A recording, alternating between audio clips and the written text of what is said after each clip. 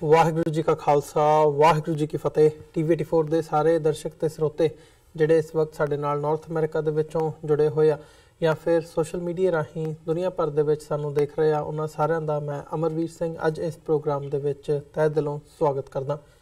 Viewers, ਜਿਵੇਂ ਕਿ ਅਸੀਂ ਪਿਛਲੇ ਦਿਨਾਂ ਦੇ ਵਿੱਚ ਵੀ ਪਿਛਲੇ ਹਫ਼ਤੇ ਗੱਲ ਕੀਤੀ ਸੀ ਕੈਨੇਡਾ ਤੋਂ ਸਰਦਾਰ ਸੁਖਮਿੰਦਰ ਸਿੰਘ ਹੰਸਰਾ ਹੋਰਾਂ ਦੇ ਨਾਲ, ਜਿਹੜੀ ਰਿਪੋਰਟ ਕੈਨੇਡਾ ਦੇ ਵਿੱਚ ਆਈ ਹੈਗੀ ਹੈ, public safety report on terror threat to Canada.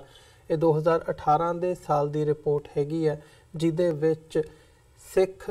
ਖਾਲਿਸਤਾਨੀ ਐਕਸਟ੍ਰੀਮਿਜ਼ਮ ਸ਼ਬਦ ਜਿਹੜਾ ਹੈਗਾ ਉਹ ਵਰਤਿਆ ਗਿਆ। ਸਿੱਖਾਂ ਨੂੰ ਕਿਤੇ ਨਾ ਕਿਤੇ ਜਿਹੜੇ ਕੈਨੇਡਾ ਦੇ ਵਿੱਚ ਸਿੱਖ ਹੈਗੇ ਆ ਉਹ ਤੇ ਦੁਨੀਆ ਭਰ ਦੇ ਵਿੱਚ ਸਿੱਖ ਮਹਿਸੂਸ ਕਰਦੇ ਆ ਕਿ ਸਿੱਖਾਂ ਨੂੰ ਡੀਫੇਮ ਕਰਨ ਦੀ, ਬਦਨਾਮ ਕਰਨ ਦੀ ਜਿਹੜੀ ਇੱਕ ਇਹ ਲਾਈਨ ਹੈਗੀ ਹੈ ਉਹ ਸਾਡੇ ਸਾਹਮਣੇ ਆਈ ਹੈਗੀ ਹੈ। ਸੋ ਜਿਹੜੀ ਇਸ ਰਿਪੋਰਟ ਦੇ ਵਿੱਚ ਸਿੱਖ ਐਕਸਟ੍ਰੀਮਿਜ਼ਮ ਦਾ ਸ਼ਬਦ ਵਰਤਿਆ ਗਿਆ, ਉਹਦੀ ਵਿਰੋਧਤਾ ਦੁਨੀਆ ਭਰ ਦੇ ਵਿੱਚੋਂ ਜਿੱਥੋਂ ਹੋਈ ਹੈ, ਕੈਨੇਡਾ ਦੇ ਵਿੱਚ ਜਿਹੜੀਆਂ ਸਿੱਖ ਸੰਗਤਾਂ ਵਸਦੀਆਂ ਹੈਗੀਆਂ ਨੇ, ਸਿੱਖ ਜਥੇਬੰਦੀਆਂ ਹੈਗੀਆਂ ਨੇ, ਉਹਨਾਂ ਵੱਲੋਂ ਇਸ ਦੇ ਖਿਲਾਫ ਜਿਹੜੇ ਪ੍ਰੋਟੈਸਟ ਹੈਗੇ ਆ ਉਹ ਵੀ ਕੀਤੇ ਗਏ ਆ। ਆਫੀਸ਼ੀਅਲੀ ਜਿਹੜੀਆਂ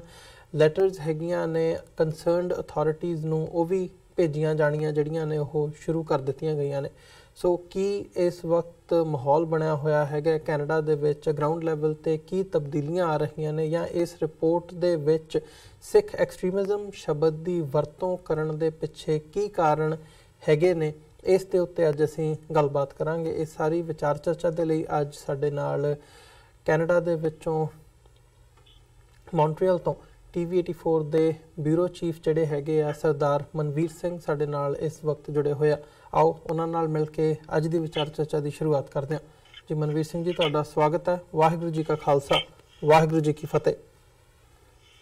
ਜੀ ਸਰਦਾਰ ਅਮਰਵੀਰ ਸਿੰਘ ਜੀ, ਤੁਹਾਨੂੰ TV84 ਦੇ ਨਾਲ ਦੇਸ਼ਾਂ ਵਿਦੇਸ਼ਾਂ ਜੋ ਜੁੜੇ ਸਾਰੇ ਦਰਸ਼ਕਾਂ ਨੂੰ ਮੈਂ ਫਤਿਹ ਅਰਜ਼ ਕਰਦਾ ਜੀ। ਵਾਹਿਗੁਰੂ ਜੀ ਕਾ ਖਾਲਸਾ ਵਾਹਿਗੁਰੂ ਜੀ ਕੀ ਫਤਿਹ। ਜੀ ਮਨਵੀਰ ਸਿੰਘ ਜੀ, ਸ਼ੁਰੂਆਤ ਕਰੀਏ ਗੱਲਬਾਤ ਦਾ। ਇਸ ਵਕਤ ਜਿਹੜੀ ਜਦੋਂ ਹੰਸਰਾ ਸਾਹਿਬ ਨਾਲ ਵੀ ਗੱਲਬਾਤ ਹੋਈ ਹੈ ਤੇ ਉਹਨਾਂ ਦਾ ਸੀਗਾ ਵੀ ਅਸੀਂ 21 ਤਰੀਕ ਤੱਕ ਜਿਹੜਾ ਹੈਗਾ ਉਹ ਕਿਹਾ ਹੋਇਆ ਵੀ ਜਿਹੜੀਆਂ ਅਥਾਰਟੀਜ਼ ਨੇ ਉਹ ਸਾਨੂੰ ਦੱਸਣ ਜਾਂ ਤਾਂ ਇਹਦਾ ਕੋਈ ਸਬੂਤ ਪੇਸ਼ ਕਰਨ ਕਿ ਜਿਹੜਾ ਸਿੱਖ ਐਕਸਟ੍ਰੀਮਿਜ਼ਮ ਵਰਤਿਆ ਗਿਆ ਰਿਪੋਰਟ ਦੇ ਵਿੱਚ ਉਹਦਾ ਕੋਈ ਪ੍ਰੂਫ ਸਾਨੂੰ ਦੇਣ, ਜਾਂ ਫਿਰ ਇਹਨੂੰ ਇਹਦੇ 'ਤੇ ਮੁਆਫੀ ਮੰਗਣ ਤੇ ਇਹਨੂੰ ਜਿਹੜਾ ਰਿਪੋਰਟ ਦੇ ਵਿੱਚੋਂ ਮੁੱਢੋਂ ਹੀ ਖਾਰਜ ਕੀਤਾ ਜਾਵੇ ਜਿਹੜਾ ਇਹ ਸ਼ਬਦ ਵਰਤਿਆ ਗਿਆ ਤੇ ਸਿੱਖਾਂ ਨੂੰ ਜਿਹੜੀ ਬਦਨਾਮ ਕਰਨ ਦੀ ਇੱਕ ਲਾਈਨ ਲਈ ਗਈ ਹੈ। ਸੋ ਕੀ ਇਸ ਵਕਤ ਕੀ ਚੱਲ ਰਿਹਾ ਹੈਗਾ, ਇਹਦੇ 'ਤੇ ਅਪਡੇਟ ਕੀ ਹੈਗੀ ਹੈ, ਸਿੱਖ ਜਥੇਬੰਦੀਆਂ ਦਾ ਕੀ ਰਵੱਈਆ ਹੈਗਾ? ਸਰਦਾਰ ਅਮਰਵੀਰ ਸਿੰਘ ਜੀ, ਜਿਹੜਾ ਤਾਜ਼ਾ ਘਟਨਾਕ੍ਰਮਾਂ ਦੇ ਮੁਤਾਬਕ ਜਿਹੜਾ ਬੀਤੇ ਕੱਲ ਓਨਟਾਰੀਓ ਦੇ ਵਿੱਚ ਇਹ ਜਿਹੜੀ ਸਮੂਹ ਜਥੇਬੰਦੀਆਂ, ਸਿੱਖ ਜਥੇਬੰਦੀਆਂ ਜਿਹੜੀਆਂ ਪੋਲੀਟੀਕਲੀ, ਸੋਸ਼ਲੀ ਜਾਂ ਜਿਹੜੇ ਹਿਊਮਨ ਰਾਈਟ ਵਰਕਰ ਨੇ ਉਹਨਾਂ ਦੀਆਂ ਜਿਹੜੀਆਂ ਜਥੇਬੰਦੀਆਂ ਨੇ, ਖਾਸ ਤੌਰ ਤੇ ਸਿੱਖਾਂ ਦੀਆਂ, ਉਹਨਾਂ ਸਾਰਿਆਂ ਦੀ ਇੱਕ ਸਾਂਝੀ ਮੀਟਿੰਗ ਜਿਹੜੀ ਕੱਲ ਓਨਟਾਰੀਓ ਦੇ ਵਿੱਚ ਹੋਈ ਹੈ, ਉਹਦੇ ਵਿੱਚ ਇਹ ਜਾਣਕਾਰੀ ਜਿਹੜੀ ਆ ਉਹ ਦਿੱਤੀ ਗਈ ਹੈ ਕਿ ਜਿਹੜੇ ਸਾਡੇ ਮਿਨਿਸਟਰ ਨੇ ਰਾਲਫ ਗੁਡੇਲ, ਜਿਹੜੇ ਮਿਨਿਸਟਰ ਨੇ public safety and emergency preparedness ਦੇ, ਉਹਨਾਂ ਨੇ ਜਿਹੜੀ ਮੀਟਿੰਗ ਹੈ ਉਹਦਾ ਸਮਾਂ ਆਉਣ ਵਾਲੀ 14 ਜਨਵਰੀ ਦਾ ਜਿਹੜਾ ਉਹ ਦਿੱਤਾ ਜੀ। ਸੋ ਉਸ ਦਿਨ ਜਿਹੜਾ ਫਿਜ਼ੀਕਲੀ ਮੀਟਿੰਗ ਹੈ ਜਿਹੜੀ ਸਿੱਖ ਨੁਮਾਇੰਦਿਆਂ ਦੀ ਉਹਨਾਂ ਦੇ ਨਾਲ ਜਿਹੜੀ ਆ ਓਟਵਾ ਦੇ ਵਿਖੇ ਉਹ ਹੋਣ ਜਾ ਰਹੀ ਹੈ ਜੀ। ਪਰ ਇਹਦੇ ਨਾਲ ਮੈਂ ਜ਼ਰੂਰ ਮੈਂਸ਼ਨ ਕਰ ਦੇਣਾ ਚਾਹੁੰਦਾ, ਭਾਵੇਂ ਸਾਨੂੰ ਇਹ ਜਿਹੜੀ ਤਰੀਕ ਆ ਦੇ ਦਿੱਤੀ ਗਈ ਹੈ, ਬਟ ਜਿਹੜਾ ਪਬਲਿਕ ਪ੍ਰੈਸ਼ਰ ਆ, ਜਿਹੜਾ ਸਿੱਖਾਂ ਦਾ ਪ੍ਰੈਸ਼ਰ ਆ ਯੂਨੈਨਿਸਟਲੀ, ਇਹ ਬਾਦਸਤੂਰ ਜਾਰੀ ਰਹਿਣਾ ਚਾਹੀਦਾ ਜਦ ਤੱਕ ਅਸੀਂ ਕਿਸੇ ਨਤੀਜੇ ਤੇ ਨਹੀਂ ਪਹੁੰਚਦੇ, ਕਿਉਂਕਿ ਇਸ ਮੀਟਿੰਗ ਨੂੰ ਅਰੇਂਜ ਕਰਨ ਦੇ ਵਿੱਚ ਜਿਹੜੀ ਦੇਰੀ ਆ ਉਹਦੇ ਦੋ ਕਾਰਨ ਆ। ਜੇ ਡਾਊਟ ਆਫ ਬੈਨੀਫਿਟ, ਆਪਾਂ ਬੈਨੀਫਿਟ ਆਫ ਡਾਊਟ ਮਿਨਿਸਟਰੀ ਨੂੰ ਦੇਣਾ ਵੀ ਹੋਵੇ ਤਾਂ ਇਹ ਕਿਹਾ ਜਾ ਸਕਦਾ ਹੈ ਕਿ ਜਿਹੜੀਆਂ ਸਾਨੂੰ ਸਭ ਨੂੰ ਪਤਾ ਕਿ ਕ੍ਰਿਸਮਸ ਔਰ ਜਿਹੜੀਆਂ ਨਿਊ ਈਅਰ ਦੀਆਂ ਛੁੱਟੀਆਂ ਨੇ ਉਹਦੇ ਕਰਕੇ ਵੀ ਹੋ ਸਕਦਾ ਉਹਨਾਂ ਨੇ ਡਿਲੇ ਕੀਤੀ ਜਾਵੇ, ਪਰ ਇਸ ਸੰਭਾਵਨਾ ਨੂੰ ਵੀ ਰੱਦ ਨਹੀਂ ਕੀਤਾ ਜਾ ਸਕਦਾ ਕਿ ਉਹਨਾਂ ਨੇ ਇਹ ਵੱਧ ਟਾਈਮ ਜਿਹੜਾ ਉਹ ਬਾਏ ਕਰਨ ਦੀ ਕੋਸ਼ਿਸ਼ ਕੀਤੀ ਗਈ ਹੋਵੇ। ਪਰ ਸਾਨੂੰ ਸਿੱਖਾਂ ਨੂੰ ਇਹ ਜ਼ਰੂਰ ਚਾਹੀਦਾ ਕਿ ਅਸੀਂ ਇਹ ਜਿਹੜਾ ਆਪਣਾ ਪ੍ਰੈਸ਼ਰ ਹੈ ਆਪਣੀ ਕਮਿਊਨਿਟੀ ਦਾ, ਉਹ ਵੱਖ-ਵੱਖ ਅਦਾਰਿਆਂ ਜਿਵੇਂ ਮੀਡੀਆ ਜਾਂ ਆਪਣੀਆਂ ਈਮੇਲਸ ਜਾਂ ਆਪਣੇ ਜਿਹੜੇ ਤੁਹਾਡੇ ਏਰੀਏ ਦੇ ਰਿਪਰੈਜ਼ੈਂਟੇਟਿਵ ਨੇ ਉਹਨਾਂ ਦੇ ਤੱਕ ਪਹੁੰਚ ਕਰੋ ਤੇ ਉਹਨਾਂ ਨੂੰ ਕਹੋ ਕਿ ਇਹ ਜਿਹੜਾ ਕੰਮ ਹੈ ਐਕਸੈਪਟੇਬਲ ਨਹੀਂ ਹੈ। ਜੇ ਸਰਕਾਰ ਦੇ ਕੋਲ ਕੋਈ ਪੈਸਾ ਅਜਿਹਾ ਪ੍ਰੂਫ ਹੈ ਜਿਹੜਾ ਇਹਨੂੰ ਪ੍ਰੂਵ ਕਰਦਾ ਇਸ ਲਫ਼ਜ਼ ਨੂੰ ਜਿਹੜਾ ਸਿੱਖ ਖਾਲਿਸਤਾਨੀ ਐਕਸਟ੍ਰੀਮਿਜ਼ਮ ਜਿਹੜਾ ਰਿਪੋਰਟ ਦੇ ਵਿੱਚ ਪਾਇਆ ਤਾਂ ਜ਼ਰੂਰ ਸਾਨੂੰ ਦੱਸਣ, ਨਹੀਂ ਤਾਂ ਜਿਹੜਾ ਇਹ ਸਿੱਖਾਂ ਦਾ ਰੋਹ ਹੈ ਇਹ ਇਲੈਕਸ਼ਨ ਦੇ ਵਿੱਚ ਇਸ ਪਾਰਟੀ ਨੂੰ, ਮੌਜੂਦਾ ਪਾਰਟੀ ਨੂੰ ਉਹਦਾ ਸਾਹਮਣਾ ਕਰਨਾ ਪਏਗਾ ਜੀ। ਤੇ ਜਿਹੜਾ ਇਹ ਕੀਤਾ ਵੀ ਗਿਆ ਹੈਗਾ ਰਿਪੋਰਟ ਦੇ ਵਿੱਚ ਮੈਂਸ਼ਨ, ਇਹਦੇ ਕਾਰਨਾਂ ਵੱਲ ਜਾਣ ਤੋਂ ਪਹਿਲਾਂ ਜਿਹੜੀ ਡਿਮਾਂਡ ਹੈਗੀ ਹੈ ਇਸ ਵਕਤ ਸਿੱਖਾਂ ਵੱਲੋਂ ਜਿਹੜੀ ਕੀਤੀ ਜਾ ਰਹੀ ਹੈ ਉਹ ਇਹਨੂੰ ਮੁੱਢੋਂ ਹੀ ਰੱਦ ਕਰਨ ਦੀ ਕੀਤੀ ਜਾ ਰਹੀ ਹੈ ਜਾਂ ਹੋਰ ਵੀ ਕੋਈ ਜਿਹੜੀ ਮੰਗ ਹੈਗੀ ਆ ਉਹ ਅਥਾਰਟੀਜ਼ ਕੋਲੋਂ ਰੱਖੀ ਗਈ ਹੈ? ਜੀ ਬਿਲਕੁਲ, ਇੱਕ ਡਿਮਾਂਡ ਦਾ ਹੈ ਕਿ ਇਹਨੂੰ ਮੁੱਢੋਂ ਰੱਦ ਕੀਤਾ ਜਾਵੇ ਤੇ ਸਿੱਖ ਡਿਜ਼ਰਵ ਅਪੋਲੋਜੀ। ਸਾਨੂੰ ਇਹ ਜਿਹੜੀ ਆ, ਇਹ ਜਿਹੜਾ ਸਾਡੇ ਨਾਂ ਨੂੰ, ਸਿੱਖਾਂ ਦੇ ਨਾਂ ਦੇ ਉੱਤੇ ਇੱਕ ਧੱਬਾ ਲਾਉਣ ਦੀ ਕੋਸ਼ਿਸ਼ ਕੀਤੀ ਗਈ ਹੈ, ਉਹਦੀ ਜਿਹੜੀ ਹੈ ਉਹ ਮਾਫੀ ਵੀ ਮੰਗੀ ਜਾਣੀ ਚਾਹੀਦੀ ਹੈ ਸੰਬੰਧਿਤ ਡਿਪਾਰਟਮੈਂਟ ਤੋਂ। ਐਟਲੀਸਟ ਜਿਹੜੀ ਇਹ ਰਿਪੋਰਟ ਹੈ ਇਹਨੂੰ ਤਾਂ ਮੁੱਢੋਂ ਹੀ ਖਾਰਜ ਕਰਨ ਦੀ ਜਿਹੜੀ ਇਸ ਰਿਪੋਰਟ ਦੇ ਵਿੱਚ ਸਿੱਖਾਂ ਦੇ ਸੰਬੰਧੀ ਜਾਂ ਖਾਲਿਸਤਾਨੀ ਐਕਸਟ੍ਰੀਮਿਜ਼ਮ ਦੇ ਸੰਬੰਧੀ ਇਹ ਪੈਰਾਗ੍ਰਾਫ ਆਇਆ, ਇਹਨੂੰ ਮੁੱਢੋਂ ਹੀ ਨਕਾਰ ਦਿੱਤਾ ਗਿਆ। ਇਹਨੂੰ ਬਿਲਕੁਲ ਹੌਲੀ ਹੌਲੀ ਰਿਮੂਵ ਕਰਨ ਦੀ ਜਿਹੜੀ ਗੱਲਬਾਤ ਆ ਉਹ ਕੀਤੀ ਜਾ ਰਹੀ ਹੈ। ਹਾਂ, ਜੇਕਰ ਅਸੀਂ ਗਵਰਨਮੈਂਟ ਦੇ ਕੰਮ ਦੇ ਵਿੱਚ ਰੁਕਾਵਟ ਵੀ ਨਹੀਂ ਬਣਨਾ ਚਾਹੁੰਦੇ, ਜੇਕਰ ਗਵਰਨਮੈਂਟ ਦੇ ਕੋਲ ਕੁਝ ਐਸੇ ਪ੍ਰੂਫ ਹਨ ਜਾਂ ਕੁਝ ਐਸੀਆਂ ਉਹਨਾਂ ਕੋਲ ਸਟੋਰੀਜ਼ ਹਨ ਜਿਹੜੀਆਂ ਇਸ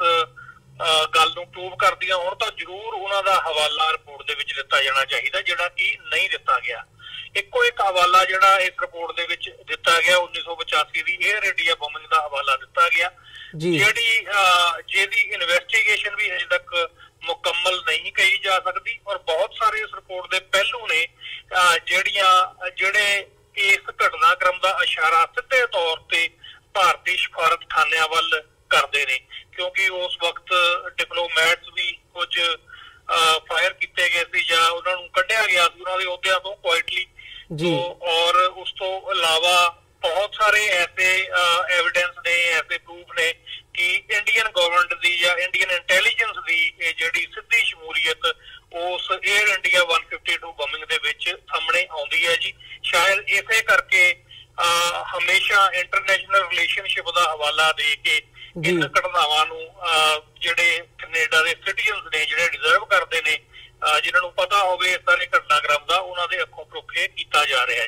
ਜੀ। ਮਨਵੀਰ ਸਿੰਘ ਜੀ, ਜਿਵੇਂ ਤੁਸੀਂ ਗੱਲ ਕੀਤੀ ਹੈ, ਇਸ ਹਵਾਲਾ ਦਿੱਤਾ ਹੈ ਏਅਰ ਇੰਡੀਆ ਬੰਬਿੰਗ ਦਾ 1985 ਦੇ ਵਿੱਚ ਜਿਹੜਾ ਇਹ ਸਾਰਾ ਘਟਨਾਕ੍ਰਮ ਵਾਪਰਿਆ ਸੀ, ਤੇ ਜਿਹੜੀ ਇੰਡੀਅਨ ਇਨਫਲੂਐਂਸ ਦੀ ਜਾਂ ਇੰਟਰਫੀਰੈਂਸ ਦੀ ਤੁਸੀਂ ਗੱਲ ਕਰਦੇ ਹੋ, ਇਹਦਾ ਪਹਿਲਾਂ ਵੀ ਜ਼ਿਕਰ ਸਿੱਖ ਜਥੇਬੰਦੀਆਂ ਵੱਲੋਂ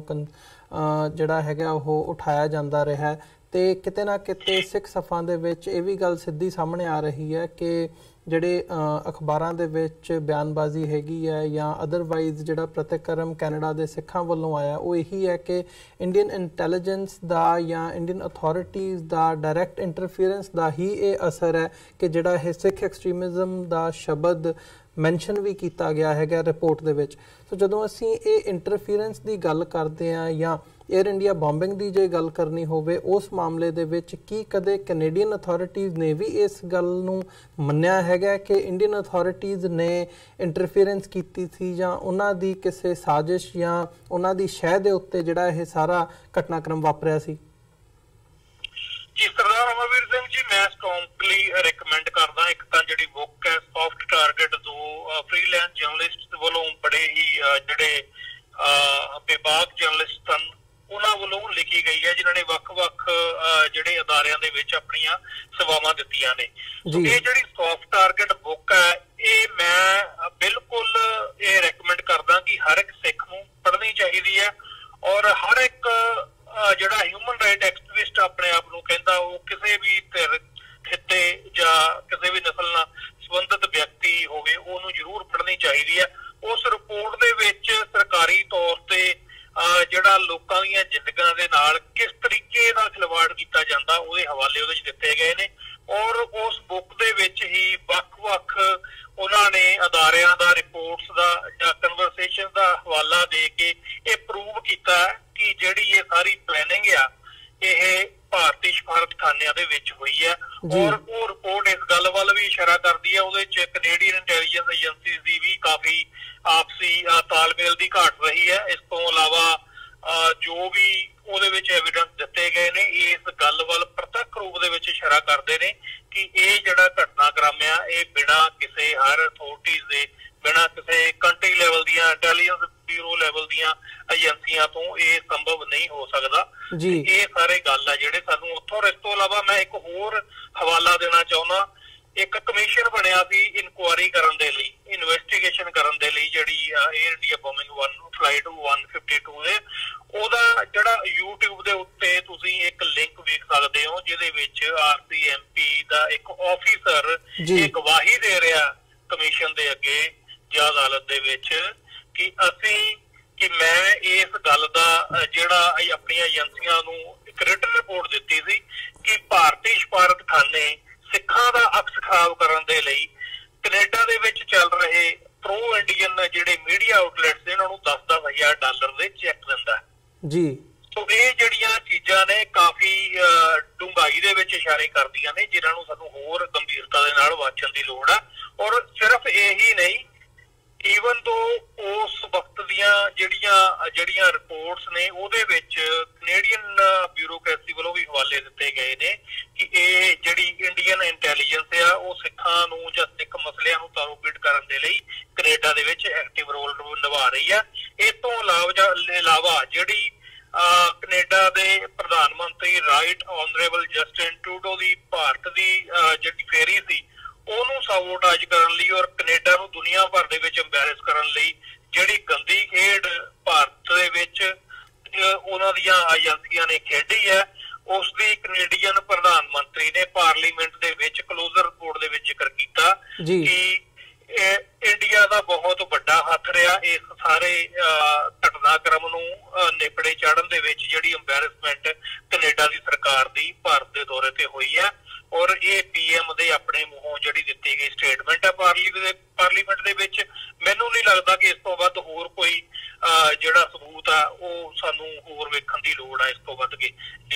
ਜੀ ਤੇ ਜੇ ਅਸੀਂ ਫਿਰ ਕੈਨੇਡੀਅਨ ਅਥਾਰਟੀਜ਼ ਦੀ ਗੱਲ ਕਰਨੀ ਹੋਵੇ ਤੇ ਕਿਉਂ ਇਸ ਸਾਰੇ ਘਟਨਾਕ੍ਰਮ ਨੂੰ ਦੇਖਦਿਆਂ ਹੋਇਆਂ ਇਹ ਗੱਲ ਜਦੋਂ ਮੰਨੀ ਵੀ ਜਾਂਦੀ ਹੈ, ਤੁਸੀਂ RCMP ਦੇ ਆਫਿਸਰਸ ਦਾ ਜ਼ਿਕਰ ਕੀਤਾ ਹੈਗਾ, ਅਦਰਵਾਈਜ਼ ਜਦੋਂ ਅਸੀਂ ਦੇਖਦੇ ਹਾਂ ਇਹ ਸਾਰਾ ਜਸਪਾਲ ਅਟਵਾਲ ਦਾ ਇਸ਼ੂ ਹੋਇਆ, ਜਸਟਿਨ ਟਰੂਡੋ ਦੀ ਇੰਡੀਆ ਦੀ ਟ੍ਰਿਪ ਵੇਲੇ ਜਿਹੜਾ ਸਾਰਾ ਘਟਨਾਕ੍ਰਮ ਵਾਪਰਿਆ, ਐਮਬੈਰਸਮੈਂਟ ਹੋਈ, ਉਹ ਤੋਂ ਬਾਅਦ ਵੀ ਜਿਹੜੀਆਂ ਰਿਪੋਰਟਸ ਵੀ ਆਈਆਂ ਹੈਗੀਆਂ ਨੇ, ਕੈਨੇਡੀਅਨ ਅਥਾਰਟੀਜ਼ ਨੇ ਗੱਲ ਮੰਨੀ ਹੈ ਕਿ ਉਹਦੇ ਵਿੱਚ ਇੰਡੀਅਨ ਏਜੰਸੀਜ਼ ਤੇ ਉਹਨਾਂ ਦੇ ਜਿਹੜੇ ਕੁਝ ਸੈੱਲ ਹੈਗੇ ਆ ਉਹਨਾਂ ਨੇ ਜਾਣਬੁੱਝ ਕੇ ਸਾਬੋਟਾਜ ਕਰਨ ਦੀ ਜਿਹੜੀ ਕੋਸ਼ਿਸ਼ ਹੈਗੀ ਆ ਉਹ ਕੀਤੀ ਗਈ ਹੈ। ਪਰ ਕਿਉਂ ਫਿਰ ਹੁਣ ਇਹਦੇ ਤੇ ਜਿਹੜੀਆਂ ਅੱਖਾਂ ਹੈਗੀਆਂ ਨੇ ਉਹ ਬੰਦ ਕੀਤੀਆਂ ਜਾਂਦੀਆਂ ਨੇ, ਜਾਂ ਕਿਉਂ ਉਹਨਾਂ ਅਥਾਰਟੀਜ਼ ਦਾ ਹੀ ਜਿਹੜਾ ਪ੍ਰਭਾਵ ਹੈਗਾ ਉਹ ਦੁਬਾਰਾ ਕਬੂਲਿਆ ਜਾਂਦਾ? ਸਰਦਾਰ ਅਮਰਵੀਰ ਸਿੰਘ ਜੀ, ਅਸੀਂ ਜਿਸ ਵੈਸਟ ਦੇ ਕਲਚਰ ਦੇ ਵਿੱਚ ਜਿਹੜਾ ਆਪਾਂ ਰਹਿੰਦੇ ਆ, ਸਾਨੂੰ ਇੱਕ ਗੱਲ ਤੋਂ ਜਿਹੜੀ ਆ ਬਿਲਕੁਲ ਵੀ ਇੱਕ ਫੈਕਟਰ ਨੂੰ ਨਜ਼ਰ ਅੰਦਾਜ਼ ਆ ਜਿਹੜਾ ਉਹ ਨਹੀਂ ਕਰਨਾ ਚਾਹੀਦਾ ਕਿ ਇਹ ਜਿਹੜੇ ਮੁਲਕ ਨੇ ਜਾਂ ਇੱਥੋਂ ਦਾ ਜਿਹੜਾ ਸੈਟਅਪ ਹੈ ਇਹ ਬਿਜ਼ਨਸ ਨੂੰ ਤਰਜੀਹ ਦਿੰਦਾ। ਉਦਾਹਰਨ ਦੇ ਤੌਰ ਤੇ ਜਿਸ ਤਰ੍ਹਾਂ ਮੈਂ ਪਹਿਲਾਂ ਵੀ ਦੱਸਿਆ ਕਿ ਅਖੀਰ ਤੇ ਆ ਕੇ ਗੱਲ ਇੱਥੇ ਮੁਕਾ ਦਿੱਤੀ ਜਾਂਦੀ ਹੈ, ਭਾਵੇਂ ਉਹ ਕਨਿਸ਼ਕਾ ਦੀ ਰਿਪੋਰਟ ਹੋਵੇ, 에ਅਰ ਇੰਡੀਆ 152 ਦੀ, ਜਾਂ ਹੁਣ ਜਿਹੜੀ ਰੀਸੈਂਟ ਇੰਟੈਲੀਜੈਂਸ ਰਿਪੋਰਟ ਪਾਰਲੀਮੈਂਟ ਦੇ ਵਿੱਚ ਪੇਸ਼ ਕੀਤੀ ਗਈ ਆ, ਉਹਦੇ ਬਹੁਤ ਸਾਰੇ ਪੱਖਾਂ ਨੂੰ ਇਹ ਕਹਿ ਕੇ ਲੁਕੋ ਦਿੱਤਾ ਗਿਆ ਕਿ ਸਾਡੇ ਜਿਹੜੇ ਇੰਟਰਨੈਸ਼ਨਲ ਰਿਲੇਸ਼ਨਸ਼ਿਪ ਆ ਉਹਨੂੰ ਇਸ ਗੱਲ ਦਾ ਖਤਰਾ ਜੇ ਅਸੀਂ ਇਸ ਸਾਰੀ ਦੀ ਸਾਰੀ ਰਿਪੋਰਟ ਨੂੰ ਜਿਹੜਾ ਉਹ ਪਬਲਿਕ ਕਰ ਦਈਏ। ਇਹੀ ਹਾਲ ਆ ਜਿਹੜਾ ਸਾਡੇ ਨਾਲ, ਇਹੀ ਜਿਹੜਾ ਵਰਤਾਰਾ ਇੰਗਲੈਂਡ ਦੇ ਵਿੱਚ ਹੋਇਆ ਜਦੋਂ ਇੰਗਲੈਂਡ ਦੀ ਸਿੱਧੀ ਸ਼ਮੂਲੀਅਤ ਜਿਹੜਾ ਭਾਰਤ ਵੱਲੋਂ ਕੀਤਾ ਗਿਆ ਆਪਰੇਸ਼ਨ ਬਲੂ ਸਟਾਰ ਆ, ਜਿਹੜਾ ਸਾਕਾ ਨੀਲਾ ਤਾਰਾ, ਜਿਹੜਾ ਦਰਬਾਰ ਸਾਹਿਬ ਤੇ ਹਮਲਾ, ਜਦੋਂ ਬ੍ਰਿਟਿਸ਼ ਇਨਵੋਲਵਮੈਂਟ ਵੀ ਉਹਦੇ ਚ ਸਾਹਮਣੇ ਆਈ ਤਾਂ ਉਹਨਾਂ ਨੇ ਵੀ ਕਾਫੀ ਪੱਖ ਜਿਹੜੇ ਡੀਕਲਾਸੀਫਾਈ ਕਰਨ ਤੋਂ ਇਨਕਾਰ ਕਰ ਦਿੱਤਾ ਕਿ ਜਿਹੜਾ ਇਹ ਸਾਡੇ ਇੰਟਰਨੈਸ਼ਨਲ ਰਿਲੇਸ਼ਨਸ਼ਿਪ ਨੂੰ ਖਤਰਾ ਹੈ। ਔਰ ਮੈਂ ਇਹ ਜ਼ਰੂਰ ਇਸ ਗੱਲ ਵੱਲ ਇਸ਼ਾਰਾ ਕਰਨਾ ਚਾਹੁੰਦਾ ਕਿ ਇਹ ਜਿਹੜਾ ਇੰਟਰਨੈਸ਼ਨਲ ਰਿਲੇਸ਼ਨਸ਼ਿਪ ਦਾ ਹਵਾਲਾ ਦੇ ਕੇ ਬਿਜ਼ਨਸ ਕਰਨ ਦੀ ਕੋਸ਼ਿਸ਼ ਕੀਤੀ ਜਾ ਰਹੀ ਹੈ, ਭਾਰਤ ਵਰਗੇ ਉਸ ਜਿਹੜਾ ਨਾ ਸਮਝੀ ਵਾਲਾ ਦੇਸ਼ ਜਾਂ ਇਨਰਿਸਪੌਂਸੀਬਲ ਕੰਟਰੀ ਜਿਹੜੀ ਭਾਰਤ ਵਰਗੀ, ਜਿਨ੍ਹਾਂ ਨੇ 1974 ਤੋਂ ਪਹਿਲਾਂ ਕੈਨੇਡਾ ਤੋਂ ਹੀ ਯੂਰੇਨੀਅਮ ਇਸ ਗੱਲ ਲਈ ਖਰੀਦਿਆ ਸੀ ਕਿ ਅਸੀਂ ਆਪਣਾ ਜਿਹੜਾ ਨਿਊਕਲੀਅਰ ਨਹੀਂ, ਜਿਹੜਾ ਸਾਡਾ ਐਨਰਜੀ ਸੈਕਟਰ ਹੈ ਉਹਨੂੰ ਡਿਵੈਲਪ ਕਰਨਾ ਤਾਂ ਕਿ ਅਸੀਂ ਜਿਹੜਾ ਯੂਰੇਨੀਅਮ ਆ ਉਹਦੇ ਤੋਂ ਬਿਜਲੀ ਪੈਦਾ ਕਰ ਸਕੀਏ ਜਾਂ ਫਿਰ ਐਨਰਜੀ ਦੇ ਹੋਰ ਸਰੋਤ ਪੈਦਾ ਕਰ ਸਕੀਏ ਜਿਹੜੀ ਭਾਰਤ ਦੀ ਸਨਅਤ ਨੂੰ ਅੱਗੇ ਲਿਜਾਵੇ। ਕੈਨੇਡਾ ਨੇ ਇਸ ਵਿਸ਼ਵਾਸ ਦੇ ਉੱਤੇ, ਇਸ ਐਗਰੀਮੈਂਟ ਦੇ ਉੱਤੇ ਉਹ ਜਿਹੜਾ ਯੂਰੇਨੀਅਮ ਉਹਨਾਂ ਨੂੰ ਵੇਚਿਆ ਸੀ ਭਾਰਤੀਆਂ ਨੂੰ, ਤਾਂ ਕਿ ਇਹਦਾ ਇਸਤੇਮਾਲ ਜਿਹੜਾ ਉਹ ਕੋਈ ਵੈਪਨ ਬਣਾਉਣ ਤੇ ਨਾ ਕੀਤਾ ਜਾਵੇ। ਉਸ ਐਗਰੀਮੈਂਟ ਦੀ ਵੀ ਤੋਹੀਨ ਕਰਦਿਆਂ ਭਾਰਤ ਨੇ ਉਸ ਯੂਰੇਨੀਅਮ ਤੋਂ ਆਪਣਾ ਨਿਊਕਲੀਅਰ ਪ੍ਰੋਗਰਾਮ ਆ ਜਿਹੜਾ ਉਹ ਬਣਾਇਆ ਤੇ 74 ਦੇ ਵਿੱਚ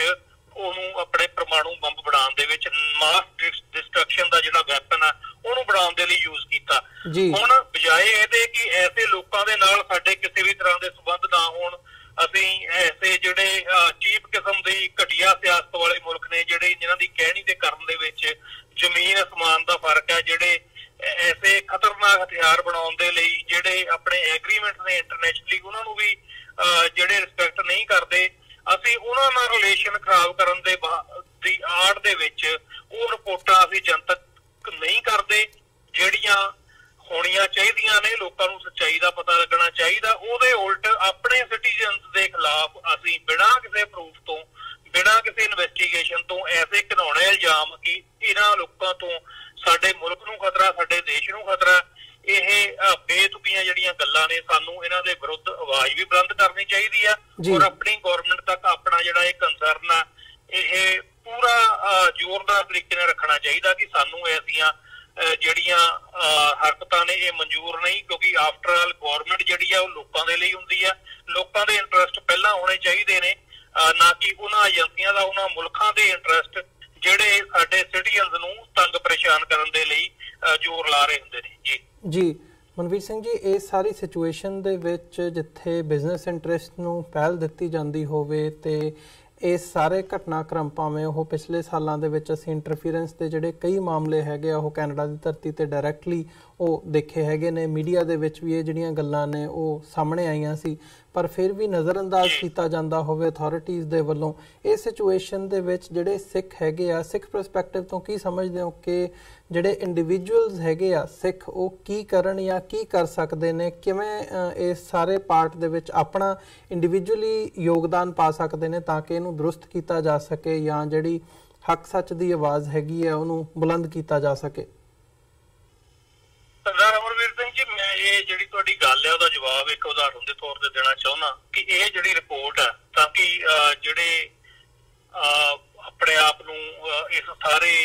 ਘਟਨਾਕ੍ਰਮ ਤੋਂ ਵੱਖ ਰੱਖ ਕੇ ਵੀ ਕੁਝ ਲੋਕ ਦੇਖਦੇ ਨੇ ਕਿ ਅਸੀਂ ਕੈਨੇਡੀਅਨ ਆ, ਸਾਨੂੰ ਇੰਡੀਆ ਦੇ ਵਿੱਚ ਕੀ ਹੋ ਰਿਹਾ ਜਾਂ ਪੰਜਾਬ ਦੇ ਵਿੱਚ ਕੀ ਹੋ ਰਿਹਾ ਉਹਦੇ ਨਾਲ ਕੀ, ਮੈਂ ਇੱਕ ਗੱਲ ਜ਼ਰੂਰ ਦੱਸਣੀ ਚਾਹੁੰਦਾ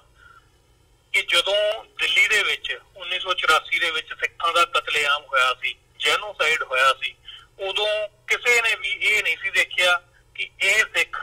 ਜਿਹੜਾ ਇਹ ਕਾਂਗਰਸੀ ਆ ਜਾਂ ਇਹ ਅਕਾਲੀ ਆ ਜਾਂ ਇਹ ਭਾਰਤ ਵਿਰੋਧੀ ਵਿਚਾਰਧਾਰਾ ਰੱਖਦਾ ਜਾਂ ਭਾਰਤ ਦੇ ਪੱਖੀ ਰੱਖਦਾ ਜਾਂ ਇਹ ਕਿਸੇ ਹੋਰ ਧੜੇ ਨਾਲ ਜਾਂ ਡੇਰੇ ਨਾਲ ਸੰਬੰਧਿਤ ਆ। ਉਹਨਾਂ ਨੇ ਸਿਰਫ ਆਇਡੈਂਟੀਫਾਈ ਕਰਨ ਦੇ ਲਈ ਦੋ ਚੀਜ਼ਾਂ ਦੇਖੀਆਂ, ਇੱਕ ਨਾਂ ਦੇ ਮਗਰ ਲੱਗਦਾ ਸਿੰਘ, ਇੱਕ ਹੱਥ 'ਚ ਪਹਿਨਿਆ ਕੜਾ ਤੇ ਇੱਕ ਸਿਰ ਤੇ ਪੱਗ। ਉਹਨਾਂ ਨੇ ਬਸ ਇਹ ਆਇਡੈਂਟੀਫਿਕੇਸ਼ਨ ਜਿਹੜੀ ਇੱਕ ਸਿੱਖ ਦੀ ਆਇਡੈਂਟੀਫਿਕੇਸ਼ਨ ਆ, ਸਿਰਫ ਇਹਨੂੰ ਮੂਹਰੇ ਰੱਖਦਿਆਂ ਜਿਹੜਾ ਵੀ ਅੱਗੇ ਆਇਆ ਉਹਨਾਂ ਨੇ ਗਲ ਦੇ ਵਿੱਚ ਵੜਦਾ ਹੋਇਆ ਟਾਇਰ ਪਾ ਦਿੱਤਾ, ਉਹ ਸਾੜ ਦਿੱਤਾ। ਔਰ ਇਸੇ ਸੰਦਰਭ ਦੇ ਵਿੱਚ ਮੈਂ ਉਹਨਾਂ ਵੀਰਾਂ ਭੈਣਾਂ ਭਰਾਵਾਂ ਨੂੰ ਜ਼ਰੂਰ ਇਹ ਗੱਲ ਜਿਹੜੀ ਆ ਉਹ ਦੱਸਣਾ ਚਾਹੁੰਦਾ ਕਿ ਇਹ ਜਿਹੜਾ ਪੈਰਾਗ੍ਰਾਫ ਹੈ ਨਾ, ਜਿਹੜਾ ਇਹ ਹੁਣ ਲਿਖਿਆ, ਜਿਹੜਾ ਕਿ ਸਿੱਖ ਜਿਹੜੇ ਨੇ ਉਹ ਟੈਰਰ ਥ੍ਰੈਟ ਨੇ ਕੈਨੇਡਾ ਦੇ, ਇਹਦੇ ਸਿਰਫ ਤੁਸੀਂ ਇਹਦੇ ਨਾਲ ਜੋੜ ਕੇ ਨਾ ਦੇਖੋ ਕਿ ਇਹ ਖਾਲਿਸਤਾਨੀਆਂ ਨੂੰ ਗਿਆ। ਵੈਸੇ ਖਾਲਿਸਤਾਨੀ ਹੋਣਾ ਆਪਣੇ ਆਪ ਦੇ ਵਿੱਚ ਕੋਈ ਜ਼ੁਲਮ ਨਹੀਂ ਹੈ। ਖਾਲਿਸਤਾਨੀ ਹੋਣ ਦਾ ਆਪਣਾ ਫੰਡਾਮੈਂਟਲ ਰਾਈਟ ਰੱਖਣ ਦਾ ਜਿਹੜਾ ਸਾਡਾ ਜਿਹੜਾ ਇਹ ਹੱਕ ਹੈ, ਜਿਹੜਾ ਸਾਨੂੰ ਇਹ UN ਚਾਰਟਰ ਆਫ ਰਾਈਟ ਵੀ ਦਿੰਦਾ, ਇਹ ਸਾਨੂੰ ਕੈਨੇਡਾ ਦਾ ਜਿਹੜਾ ਰਾਈਟ, ਜਿਹੜਾ Canada the charter of right and freedom ਉਹ ਵੀ ਸਾਨੂੰ ਇਸ ਗੱਲ ਦੀ ਇਜਾਜ਼ਤ ਦਿੰਦਾ। ਔਰ ਇਸ ਤੋਂ ਇਲਾਵਾ ਮੈਨੂੰ ਇਹ ਕਹਿਣ 'ਚ ਬਿਲਕੁਲ ਦਿੱਕਤ ਨਹੀਂ ਕਿ ਭਾਰਤ ਦੀਆਂ ਅਦਾਲਤਾਂ ਵੀ ਇਹ ਕਹਿ ਚੁੱਕੀਆਂ ਨੇ ਕਿ ਇਹ ਕੇਸ ਜਿਹੜਾ ਆਲਰੇਡੀ ਸਿੱਖਾਂ ਨੇ, ਸਰਦਾਰ ਸਿਮਰਨਜੀਤ ਸਿੰਘ ਮਾਨ ਹੋਣਾ ਨੇ ਇਹ ਅਦਾਲਤ ਦੇ ਵਿੱਚ ਜਿੱਤਿਆ ਹੋਇਆ, ਭਾਰਤੀ ਹਾਈ ਕੋਰਟ 'ਚ ਵੀ ਤੇ ਸੁਪਰੀਮ ਕੋਰਟ ਦੇ ਵਿੱਚ ਵੀ, ਕਿ ਖਾਲਿਸਤਾਨ ਦੀ ਪੀਸਫੁਲੀ ਐਡਵੋਕੇਸੀ ਕਰਨਾ ਕੋਈ ਕਿਸੇ ਧਰਮ ਦਾ ਜ਼ੁਲਮ ਨਹੀਂ ਹੈ ਜੀ। ਇਹ ਭਾਰਤ ਦੇ ਕੰਸਟੀਟਿਊਸ਼ਨ ਦੇ ਤਹਿਤ ਇਹ ਜਿਹੜਾ ਇੱਕ ਹੱਕ ਹੈ ਹਰ ਇੱਕ ਸਿਟੀਜ਼ਨ ਨੂੰ, ਜਿਹੜਾ ਇਹ ਆਪਣਾ ਪ੍ਰੈਕਟਿਸ ਕਰ ਸਕਦਾ ਜੀ। ਪਰ ਹੁਣ ਫਰਕ ਕਿੱਥੇ ਪੈਂਦਾ ਇਸ ਗੱਲ ਦਾ, ਜਿਹੜੀ ਅਸੀਂ ਗੱਲ ਕਰ ਰਹੇ ਸੀ ਕਿ ਜਦੋਂ ਇਹੋ ਜਿਹੀਆਂ ਰਿਪੋਰਟਾਂ ਜਿਹੜੀਆਂ ਹੁੰਦੀਆਂ ਨੇ ਇਹ ਸਿਰਫ ਖਾਨਾ ਪੂਰਤੀ ਨਹੀਂ ਹੁੰਦੀਆਂ, ਇਹ ਹਰ ਇੱਕ ਲਾ ਇਨਫੋਰਸਮੈਂਟ ਏਜੰਸੀ ਦੇ ਕੋਲ ਜਾਣੀ ਹੈ ਕੈਨੇਡਾ ਦੇ ਵਿੱਚ, ਔਰ ਹਰ ਇੱਕ ਦਫ਼ਤਰ ਦੇ ਵਿੱਚ ਜਾਣੀ ਹੈ। ਜਦੋਂ ਤੁਹਾਡਾ ਬੱਚਾ ਉਹ ਸਿੱਖ ਹੈ, ਉਹਦੇ ਨਾਂ ਦੇ ਨਾਲ ਸਿੰਘ ਲੱਗਦਾ ਜਾਂ ਹੱਥ 'ਚ ਕੜਾ ਪਾਇਆ ਜਾਂ ਸਿਰ ਤੇ ਦਸਤਾਰ ਹੈ, ਉਹਨਾਂ ਨੇ ਬਿਊਰੋਕਰੈਟਸ ਨੇ ਜਦੋਂ ਉਹਨੂੰ ਇੰਟਰਵਿਊ ਕਰਨਾ, ਉਹਨਾਂ ਨੇ ਇਹ ਜਿਹੜੀ ਪਬਲਿਕ ਸੇਫਟੀ ਰਿਪੋਰਟ ਹੈ ਜਦੋਂ ਇਹ ਪੜ੍ਹੀ ਹੋਣੀ ਆ, ਤੇ ਉਹਨਾਂ ਨੇ ਉਸ ਬੰਦੇ ਦੀ ਆਇਡੈਂਟੀਟੀ ਦੇਖ ਕੇ ਇਹ ਫੀਲ ਕਰਨਾ ਕਿ ਇਹ ਬੰਦਾ ਜਿਹੜਾ ਇਹ ਉਸ ਗਰੁੱਪ ਨਾਲ ਸੰਬੰਧਿਤ ਹੈ ਜਿਹੜਾ ਕੈਨੇਡਾ ਲਈ ਟੈਰਰ ਥ੍ਰੈਟ ਹੈ। ਉਹਨਾਂ ਨੂੰ ਜੌਬਸ ਲੈਣ ਦੇ ਵਿੱਚ ਪ੍ਰੋਬਲਮਸ ਆਉਣਗੀਆਂ, ਸਿੱਖਾਂ ਦੇ ਉੱਤੇ ਨਸਲੀ ਹਮਲੇ ਵਧਣਗੇ, ਕਿਸੇ ਨੇ ਨਹੀਂ ਦੇਖਣਾ ਕਿ ਇਹ ਸਿੱਖ ਖਾਲਿਸਤਾਨ ਦਾ ਐਕਟਿਵਿਸਟ ਹੈ ਜਾਂ ਨਹੀਂ ਹੈ, ਇਹਦੀ ਵਿਚਾਰਧਾਰਾ ਉਸ ਨਾਲ ਸੰਬੰਧਿਤ ਹੈ ਜਾਂ ਨਹੀਂ ਹੈ, ਸਿਰਫ ਉਹਦੀ ਆਇਡੈਂਟੀਟੀ ਦੇਖ ਕੇ ਉਹਦੇ ਤੇ ਹਮਲਾ ਹੋਣ ਦੀ ਸੰਭਾਵਨਾ ਵਧੇਗੀ। ਔਰ ਇਸ ਤੋਂ ਇਲਾਵਾ ਸਾਨੂੰ ਐਜੂਕੇਸ਼ਨ ਸੈਕਟਰ ਦੇ ਵਿੱਚ ਸਾਡੇ ਬੱਚੇ ਜਿਹੜੇ ਨੇ, ਅਸੀਂ ਚਲੋ ਟੋਰਾਂਟੋ ਜਾਂ ਵੈਨਕੂਵਰ ਵਰਗੇ ਸ਼ਹਿਰਾਂ ਦੇ ਵਿੱਚ ਤਾਂ ਸਾਨੂੰ ਸਾਰੇ ਜਾਣਦੇ ਨੇ, ਬਟ ਬਹੁਤ ਸਾਰੇ ਐਸੇ ਛੋਟੇ ਸ਼ਹਿਰ ਨੇ ਕੈਨੇਡਾ ਦੇ ਵਿੱਚ ਜਿੱਥੇ ਸਾਡੀ ਪਾਪੂਲੇਸ਼ਨ ਬਹੁਤ ਘੱਟ ਹੈ, ਔਰ ਬਹੁਤ ਸਾਰੇ ਲੋਕਾਂ ਨੂੰ ਹਜੇ ਵੀ ਅਫਸੋਸ ਦੀ ਗੱਲ ਹੈ ਨਹੀਂ ਪਤਾ ਜਾਂ ਅਸੀਂ ਦੱਸ ਨਹੀਂ ਸਕਦੇ ਕਿ ਸਾਡੀ ਆਇਡੈਂਟੀਟੀ ਕੀ ਹੈ। ਉੱਥੇ ਉਹਨਾਂ ਦੇ ਨਾਲ ਸਕੂਲਾਂ ਕਾਲਜਾਂ ਦੇ ਵਿੱਚ ਜਿਹੜਾ ਡਿਸਕ੍ਰਿਮੀਨੇਸ਼ਨ ਹੋਣ ਦੀਆਂ ਜਿਹੜੀਆਂ ਸੰਭਾਵਨਾ ਨੇ ਉਹ ਵਧਣਗੀਆਂ। ਸੋ ਮੇਰੇ ਕਹਿਣ ਤੋਂ ਮਤਲਬ ਹੈ ਕਿ ਇਹ ਜਿਹੜਾ ਲੈਵਲ ਹੈ ਸਮੁੱਚੇ ਸਿੱਖ ਕੌਮ ਤੇ ਲਾਇਆ ਗਿਆ, ਇਹਦੇ ਨਾਲ ਕਿਸੇ ਦਾ ਖਾਲਿਸਤਾਨੀ ਹੋਣਾ ਜਾਂ ਨਾ ਹੋਣਾ ਕੋਈ ਮਾਇਨੇ ਨਹੀਂ ਰੱਖਦਾ। ਸੋ ਸਾਨੂੰ ਇਹ ਗੱਲ ਇੱਥੇ ਨਹੀਂ ਰੁਕੇਗੀ। ਕੈਨੇਡਾ ਵਰਗੇ, ਕਿਉਂਕਿ ਵੱਡਿਆਂ ਨੂੰ ਦੇਖ ਕੇ ਛੋਟੇ ਵੀ ਫੋਲੋ ਕਰਦੇ ਨੇ, ਕੈਨੇਡਾ ਵਰਗੇ ਮੁਲਕ ਨੂੰ ਦੇਖ ਕੇ ਹੋ ਸਕਦਾ ਕੁਝ ਛੋਟੇ ਮੁਲਕ ਜਿਹੜੇ ਆਪਣੀਆਂ ਰਿਪੋਰਟਾਂ ਹੀ ਇਸ ਆਧਾਰ ਦੇ ਉੱਤੇ ਬਣਾਉਂਦੇ ਹੋਣ ਕਿ ਜਿਹੜੇ ਵੱਡੇ ਮੁਲਕ ਨੇ ਦੁਨੀਆ ਨੂੰ ਗਵਾਹੀ ਦੇਣ ਵਾਲੇ, ਉਹਨਾਂ ਦੇ ਵਿੱਚ ਕੀ ਵਾਪਰ ਰਿਹਾ ਉਹ ਵੀ ਇਸ ਲਾਈਨ ਦੇ ਉੱਤੇ ਹੋ ਸਕਦਾ ਫਿਊਚਰ ਦੇ ਵਿੱਚ। ਜਾਂ ਫਿਰ ਸਾਨੂੰ ਇਹ ਵੀ ਦੇਖਣਾ ਚਾਹੀਦਾ ਕਿ ਜੇ ਭਾਰਤ ਦੀਆਂ ਏਜੰਸੀਆਂ ਜਿਹੜੀਆਂ ਇਸ ਪੱਧਰ ਤੇ ਕੈਨੇਡਾ ਵਰਗੇ ਮੁਲਕ ਦੇ ਵਿੱਚ ਇੰਟਰਫੇਰੈਂਸ ਕਰ ਸਕਦੀਆਂ, ਤੇ ਜਿਹੜੇ ਛੋਟੇ ਮੁਲਕ ਨੇ ਇਕਨੋਮਿਕਲੀ ਹਜੇ ਡਿਵੈਲਪ ਇੰਨੇ ਨਹੀਂ ਹੋਏ ਜਾਂ ਜਿਹਨਾਂ ਨੂੰ ਪੈਸਿਆਂ ਦੀ ਲੋੜ ਹੈ, ਉੱਥੇ ਕੀ ਨਹੀਂ ਕੀਤਾ ਜਾ ਸਕਦਾ। ਸੋ ਸਾਨੂੰ ਇਹ ਜਿਹੜੀ ਗੱਲ ਹੈ ਕਿਸੇ ਦਾ ਖਾਲਿਸਤਾਨ ਦੇ ਨਾਲ ਕੋਈ ਸੰਬੰਧ ਹੋਵੇ, ਕਿਸੇ ਦਾ ਬਲੀਵ ਉਹਦੇ ਨਾਲ ਹੋਵੇ ਜਾਂ ਨਾ ਹੋਵੇ, ਐਜ਼ ਏ ਸਿੱਖ ਇਸ ਲੜਾਈ ਨੂੰ ਲੜਨਾ ਚਾਹੀਦਾ ਔਰ ਹਰ ਸੰਭਵ ਕੋਸ਼ਿਸ਼ ਕਰਨੀ ਚਾਹੀਦੀ ਆ ਕਿ ਸਾਡੀ ਜਿਹੜੀ ਸਰਕਾਰ ਹੈ ਉਹਦੇ ਤੱਕ ਸਹੀ ਤੱਥ ਪਹੁੰਚਾਏ ਜਾਣ। ਔਰ ਇਹ ਡਿਮਾਂਡ ਕਰਨੀ ਚਾਹੀਦੀ ਹੈ ਕਿ ਸਾਡੀ ਬਿਊਰੋਕ੍ਰੇਸੀ ਦੇ ਵਿੱਚ, ਕੈਨੇਡੀਅਨ ਬਿਊਰੋਕ੍ਰੇਸੀ ਦੇ ਵਿੱਚ ਜਾਂ ਕੈਨੇਡੀਅਨ ਪੋਲਿਟਿਕਸ ਦੇ ਵਿੱਚ ਜੇ ਕੋਈ ਭਾਰਤੀ ਇੰਟਰਫੇਰੈਂਸ ਹੈ, ਜਿਵੇਂ ਕਿ ਮੈਂ ਕਹੂੰਗਾ ਕਿ ਬਿਲਕੁਲ ਹੈ, ਔਰ ਇਹਨੂੰ ਕਿਸ ਲੈਵਲ ਤੱਕ ਆਪਰੇਟ ਕੀਤਾ ਜਾ ਰਿਹਾ, ਕਿਸ ਐਂਗਲ ਤੋਂ ਆਪਰੇਟ ਕੀਤਾ ਜਾ ਰਿਹਾ, ਉਹਦੇ ਉੱਤੇ ਇੱਕ ਇਨਵੈਸਟੀਗੇਸ਼ਨ ਲਾਂਚ ਕੀਤੀ ਜਾਵੇ ਔਰ ਇਹਨੂੰ ਬੰਦ ਕੀਤਾ ਜਾਵੇ। ਨਹੀਂ ਤਾਂ ਇਹਨਾਂ ਏਜੰਸੀਆਂ ਦਾ ਕੋਈ ਭਰੋਸਾ ਨਹੀਂ ਕਿ ਇਹ ਕਿਹੜੇ ਵੇਲੇ ਮਾਸ ਡਿਸਟਰਕਸ਼ਨ ਦੇ ਜਿਹੜੇ ਕੰਮ ਇਹ ਪਹਿਲਾਂ ਵੀ ਕਰਦੀਆਂ ਆ ਰਹੀਆਂ ਨੇ, ਤਾਂ ਸਾਨੂੰ ਹਮੇਸ਼ਾ ਸੁਚੇਤ ਰਹਿਣਾ ਚਾਹੀਦਾ ਕਿ ਅੱਗੇ ਤੋਂ ਵੀ ਕਰ ਸਕਦੀਆਂ ਨੇ। ਜੀ ਬਿਲਕੁਲ ਮਨਵੀਰ ਸਿੰਘ ਜੀ, ਤੁਹਾਡਾ ਬਹੁਤ ਬਹੁਤ ਧੰਨਵਾਦ। ਤੁਸੀਂ ਇਸ ਸਾਰੇ ਘਟਨਾਕ੍ਰਮ ਦੇ ਬਾਰੇ ਜਿਹੜਾ ਵੇਰਵਾ ਹੈਗਾ ਉਹ ਸਾਡੇ ਨਾਲ ਸਾਂਝਾ ਕੀਤਾ, ਤੇ ਜਿਵੇਂ ਤੁਸੀਂ ਮੈਂਸ਼ਨ ਕੀਤਾ ਕਿ ਆਉਣ ਵਾਲੀ 14 ਤਰੀਕ ਨੂੰ ਜਿਹੜੀ ਮੀਟਿੰਗ ਹੈਗੀ ਅਥਾਰਟੀਜ਼ ਦੇ ਨਾਲ ਉਹ ਰੱਖੀ ਗਈ ਹੈਗੀ ਹੈ, ਸਿੱਖ ਨੁਮਾਇੰਦਿਆਂ ਨੇ ਮਿਲਣਾ, ਤੇ ਦੇਖਾਂਗੇ ਕਿ ਆਉਣ ਵਾਲੇ ਸਮੇਂ ਦੇ ਵਿੱਚ ਇਸ ਸਾਰੇ ਜਿਹੜਾ ਇਹ ਵਿਰੋਧ ਵੀ ਹੋ ਰਿਹਾ ਹੈ ਜਾਂ ਸਿੱਖਾਂ ਦੇ ਵੱਲੋਂ ਜਿਹੜੀ ਪਹੁੰਚ ਕੀਤੀ ਜਾ ਰਹੀ ਹੈ ਕੈਨੇਡੀਅਨ ਅਥਾਰਟੀਜ਼ ਤੱਕ, ਉਹ ਕੀ ਰੰਗ ਲੈ ਕੇ ਆਉਂਦੀ ਹੈ ਤੇ ਇਹ ਜਿਹੜੀ ਗੱਲ ਹੈਗੀ ਆ ਉਹ ਕਿੱਧਰ ਨੂੰ ਜਾਂਦੀ ਹੈ। ਤੇ ਦੁਬਾਰਾ ਫਿਰ ਤੁਹਾਡੇ ਨਾਲ ਜ਼ਰੂਰ ਰਾਬਤਾ ਕਾਇਮ ਕਰਾਂਗੇ। ਅੱਜ ਦੇ ਸ਼ੋਅ ਦੇ ਵਿੱਚ ਇੱਥੇ ਇਜਾਜ਼ਤ ਚਾਹਾਂਗੇ ਜੀ। ਬਹੁਤ ਬਹੁਤ ਧੰਨਵਾਦ ਤੁਹਾਡਾ। ਫਤਿਹ ਦੀ ਸਾਂਝ ਪਾਈ ਅੰਤ ਦੇ ਵਿੱਚ। ਵਾਹਿਗੁਰੂ ਜੀ ਕਾ ਖਾਲਸਾ, ਵਾਹਿਗੁਰੂ ਜੀ ਕੀ ਫਤਿਹ। ਵਾਹਿਗੁਰੂ ਜੀ ਕੀ ਫਤਿਹ ਜੀ। ਵਿਊਅਰਸ, ਉਮੀਦ ਕਰਦੇ ਹਾਂ ਕਿ ਜਿਹੜੀ ਅੱਜ ਦੀ ਸਾਡੀ ਗੱਲਬਾਤ ਸੀ ਸਰਦਾਰ ਮਨਵੀਰ ਸਿੰਘ ਹੋਰਾਂ ਦੇ ਨਾਲ, ਜਿਹੜੇ ਕਿ ਕੈਨੇਡਾ ਦੇ ਵਿੱਚ ਮੌਂਟਰੀਅਲ ਤੋਂ TV84 ਦੇ ਬਿਊਰੋ ਚੀਫ ਨੇ, ਇਹ ਤੁਹਾਨੂੰ ਜ਼ਰੂਰ ਪਸੰਦ ਆਈ ਹੋਵੇਗੀ। ਸੋ ਜਾਂਦੇ ਜਾਂਦੇ ਤੁਹਾਡੇ ਚਰਨਾਂ ਦੇ ਵਿੱਚ ਬੇਨਤੀ ਵੀ ਕਰਦੇ ਹਾਂ ਕਿ ਇਸ ਪਲੇਟਫਾਰਮ ਨੂੰ TV84 ਨੂੰ ਅੱਗੇ ਵਧਾਉਣ ਦੇ ਲਈ ਸਾਨੂੰ ਤੁਹਾਡੀ ਸਹਾਇਤਾ ਦੀ ਲੋੜ ਹੈ। TV84 ਨੂੰ ਡੋਨੇਟ ਕਰਨ ਦੇ ਲਈ ਤੁਸੀਂ ਸਾਡੀ ਵੈਬਸਾਈਟ www.tv84.tv ਤੇ ਜਾ ਕੇ ਸਾਨੂੰ ਡੋਨੇਟ ਕਰ ਸਕਦੇ ਹੋ ਤੇ ਮੰਥਲੀ ਡੋਨੇਸ਼ਨ ਦੇ ਲਈ ਪਲੇਜ ਕਰ ਸਕਦੇ ਹੋ। ਜੇ ਚੈੱਕ ਰਾਹੀਂ ਡੋਨੇਸ਼ਨਸ ਭੇਜਣੀਆਂ ਚਾਹੁੰਦੇ ਹੋ ਤਾਂ TV84 ਦੇ ਨਾਂ ਦਾ ਚੈੱਕ ਬਣਾ ਕੇ ਤੁਸੀਂ ਸਾਨੂੰ ਸਾਡੇ ਐਡਰੈਸ ਤੇ ਮੇਲ ਕਰ ਸਕਦੇ ਹੋ। 3601 37th ਐਵਨਿਊ, ਲੌਂਗ ਆਈਲੈਂਡ ਸਿਟੀ, ਨਿਊਯਾਰਕ 11101। ਵੈਬਸਾਈਟ ਇੱਕ ਵਾਰ ਫਿਰ ਦੱਸਦੇ ਹਾਂ www.tv84.tv। ਇਸੇ ਦੇ ਨਾਲ ਅਸੀਂ ਅੱਜ ਦੇ ਪ੍ਰੋਗਰਾਮ ਦੇ ਵਿੱਚ ਤੁਹਾਡੇ ਕੋਲੋਂ ਇੱਥੇ ਹੀ ਇਜਾਜ਼ਤ ਚਾਹਾਂਗੇ। ਦੁਬਾਰਾ ਫਿਰ ਕੱਲ੍ਹ ਨੂੰ ਤੁਹਾਡੇ ਨਾਲ ਮੁਲਾਕਾਤ ਹੋਵੇਗੀ। ਤਦ ਤੱਕ ਲਈ ਇਜਾਜ਼ਤ ਦਿਓ ਜੀ। ਵਾਹਿਗੁਰੂ ਜੀ ਕਾ ਖਾਲਸਾ, ਵਾਹਿਗੁਰੂ ਜੀ ਕੀ ਫਤਿਹ।